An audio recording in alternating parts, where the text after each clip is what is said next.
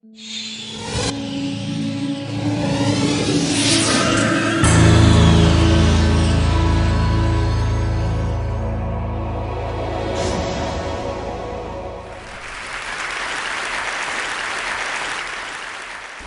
do you explain when things don't go as we assume? Or better, how do you explain when others are able to achieve things that seem to defy all of the assumptions? For example, why is Apple so innovative? Year after year after year after year, they're more innovative than all their competition. And yet, they're just a computer company. They're just like everyone else. They have the same access to the same talent, the same agencies, the same consultants, the same media. Then why is it that they seem to have something different? Why is it that Martin Luther King led the civil rights movement? He wasn't the only man who suffered in a pre-civil rights America, and he certainly wasn't the only great orator of the day. Why him? And why is it that the Wright brothers were able to figure out controlled powered manned flight when there were certainly other teams who were better qualified, better funded, and they didn't achieve powered manned flight, and the Wright brothers beat them to it? There's something else at play here. About 3.5 years ago, I made a discovery, and this discovery profoundly changed my view on how I thought the world worked, and it even profoundly changed the way in which I operate in it. As it turns out, there's a pattern. As it turns out, all the great and inspiring leaders and organizations in the world, whether it's Apple or Martin Luther King or the Wright brothers, they all think, act, and communicate the exact same way, and it's the complete opposite to everyone else. All I did was codify it. And it's probably the world's simplest idea. I call it the golden circle.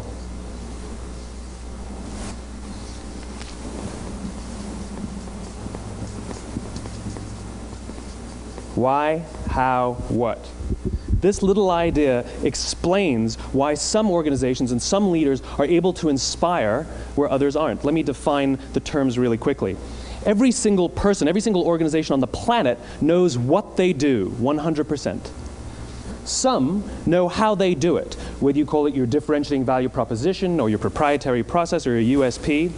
But very, very few people or organizations know why they do what they do. And by why, I don't mean to make a profit. That's a result. It's always a result. By why, I mean what's your purpose? What's your cause? What's your belief? Why does your organization exist? Why do you get out of bed in the morning? And why should anyone care? Well, as a result, the way we think, the way we act, the way we communicate is from the outside in. It's obvious. We go from the clearest thing to the fuzziest thing. But the inspired leaders and the inspired organizations, regardless of their size, regardless of their industry, all think, act, and communicate from the inside out. Let me give you an example. I use Apple because they're easy to understand and everybody gets it. If Apple were like everyone else, a marketing message from them might sound like this. We make great computers. They're beautifully designed, simple to use, and user-friendly. Want to buy one? Meh. And that's how most of us communicate. That's how most marketing is done, that's how most sales is done, and that's how most of us communicate interpersonally. We say what we do, we say how we're different or how we're better, and we expect some sort of behavior, a purchase, a vote, something like that. Here's our new law firm. We have the best lawyers with the biggest clients. We have, we always perform for our clients, do business with us. Here's our new car. It gets great gas mileage. It has, leather seats. Buy our car. But it's uninspiring. Here's how Apple actually communicates. Everything we do, we believe in challenging the status quo. We believe in thinking differently. The way we challenge the status quo is by making our products beautifully designed, simple to use, and user-friendly. We just happen to make great computers. Want to buy one? Totally different, right? You're ready to buy a computer from me. All I did was reverse the order of the information. What it proves to us is that people don't buy what you do, people buy why you do it. People don't buy what you do, they buy why you do it. This explains why every single person in this room is perfectly comfortable buying a computer from Apple. But we're also perfectly comfortable buying an MP3 player from Apple, or a phone from Apple, or a DVR from Apple. But as I said before, Apple's just a computer company. There's nothing that distinguishes them structurally from any of their competitors. Their competitors are all equally qualified to make all of these products. In fact, they tried. A few years ago, Gateway came out with flat screen TVs. They're eminently qualified to make flat screen TVs. They've been making flat screen monitors for years. Nobody bought one. And Dell came out with MP3 players and PDAs. And they make great quality products, and they can make perfectly well-designed products, and nobody bought one. In fact, talking about it now, we can't even imagine buying an MP3 player from Dell. Why would you buy an MP3 player from a computer company? But we do it every day. People don't buy what you do, they buy why you do it. The goal is not to do business with everybody who needs what you have. The goal is to do business with people who believe what you believe. Here's the best part. None of what I'm telling you is my opinion. It's all grounded in the tenets of biology, not psychology, biology. If you look at a cross-section of the human brain, looking from the top down, what you see is the human brain is actually broken into three major components that correlate perfectly with the golden circle. Our newest brain, our Homo sapien brain, our neocortex, corresponds with the what level. The neocortex is responsible for all of our rational and analytical thought and language. The middle two sections make up our limbic brains, and our limbic brains are responsible for all of our feelings, like trust and loyalty. It's also responsible for all human behavior, all decision-making, and it has no capacity for language. In other words, when we communicate from the outside in, yes, people can understand vast amounts of complicated information like features and benefits and facts and figures. It just doesn't drive behavior. When we communicate from the inside out, we're talking directly to the part of the brain that controls behavior, and then we allow people to rationalize it with the tangible things we say and do. This is where gut decisions come from. You know, sometimes you can give somebody all the facts and your figures, and they say, I know what all the facts and details say, but it just doesn't feel right. Why would we use that verb? It doesn't feel right. Because the part of the brain that controls decision-making doesn't control language. And the best we can muster up is, I don't know, it just doesn't feel right.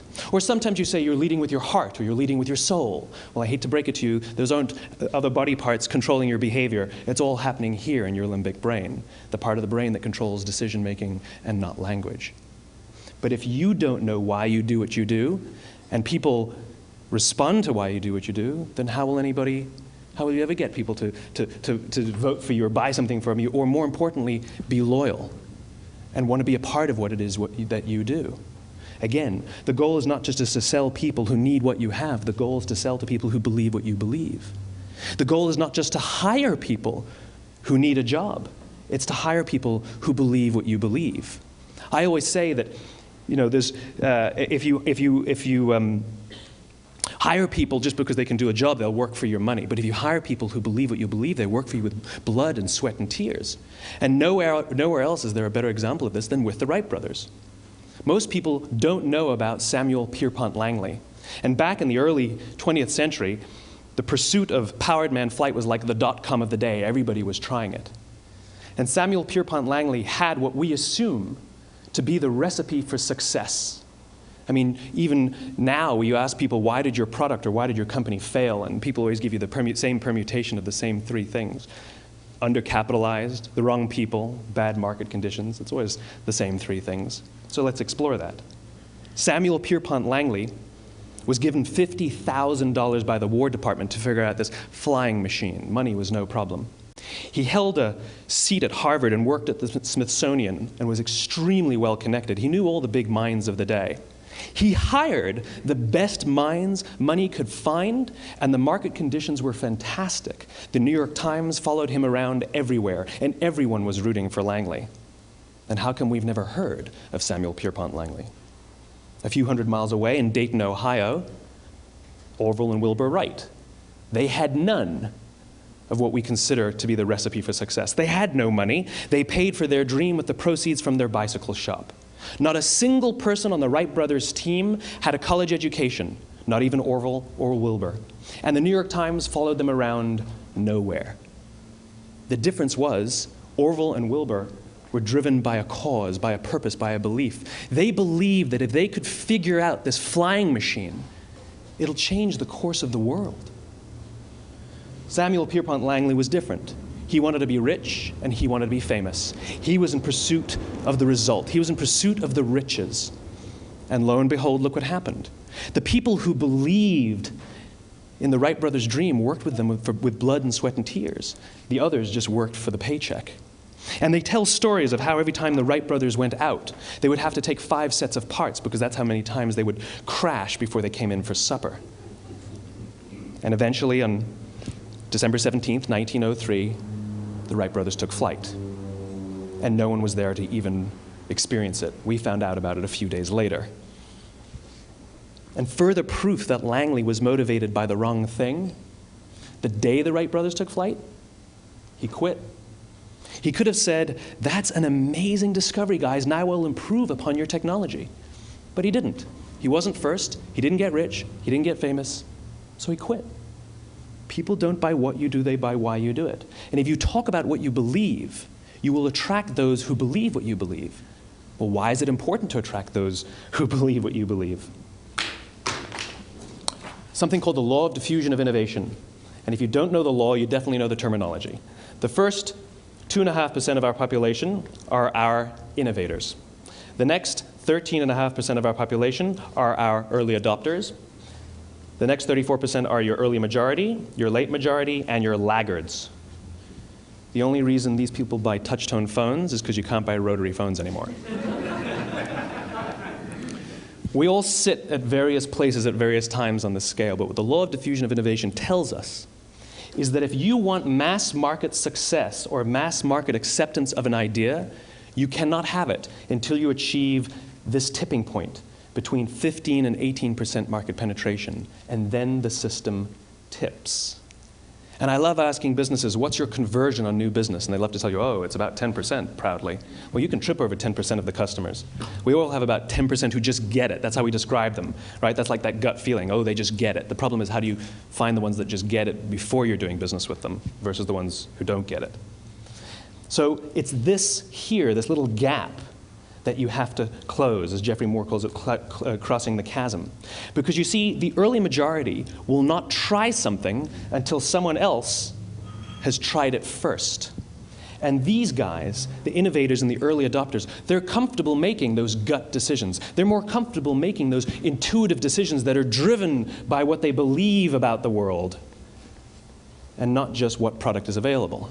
These are the people who stood online for 6 hours to buy an iPhone when they first came out, when you could have just walked into the store the next week and bought one off the shelf.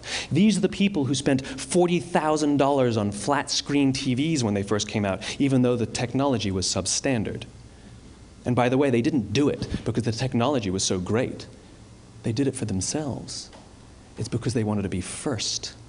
People don't buy what you do, they buy why you do it. And what you do simply proves what you believe. In fact, people will do the things that prove what they believe. The reason that person bought the iPhone in the first 6 hours, or stood in line for 6 hours, was because of what they believed about the world and how they wanted everybody to see them. They were first. People don't buy what you do, they buy why you do it. So let me give you a famous example, a famous failure and a famous success of the law of diffusion of innovation. First, the famous failure. It's a commercial example. As we said before a second ago, the recipe for success is money and the right people and the right marketing conditions, right? You should have success then. Look at TiVo.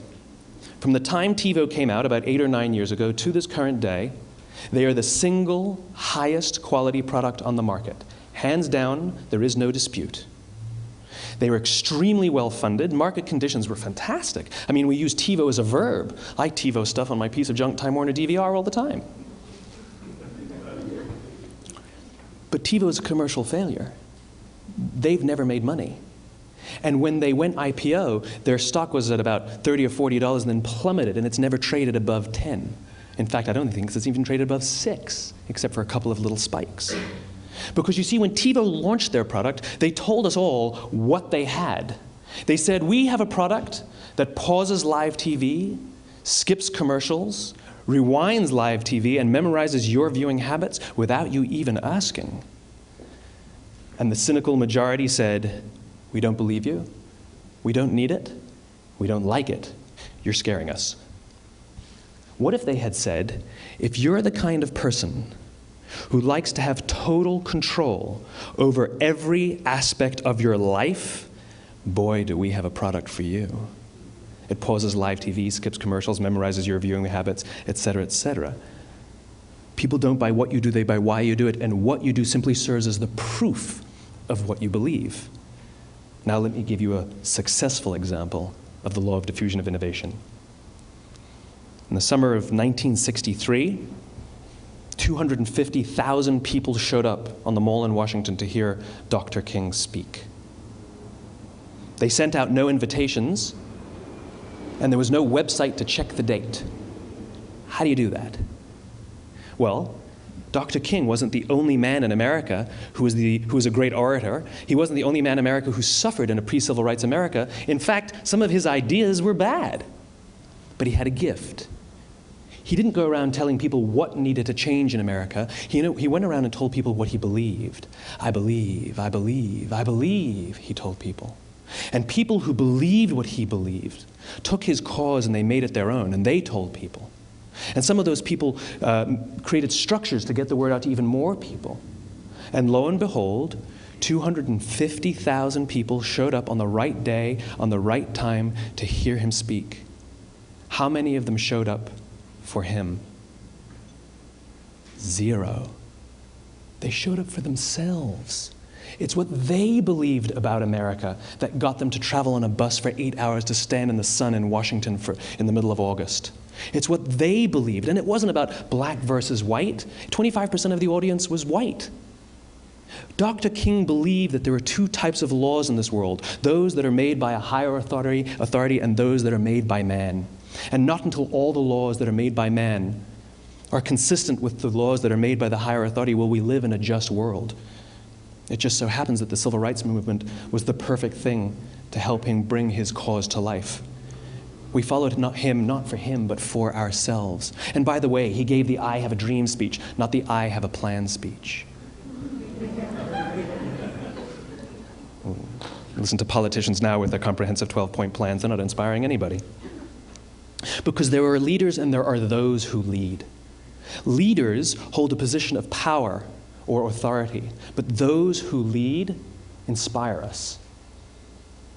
Whether they're individuals or organizations, we follow those who lead, not because we have to, but because we want to. We follow those who lead, not for them, but for ourselves. And it's those who start with why that have the ability to inspire those around them or find others who inspire them. Thank you very much.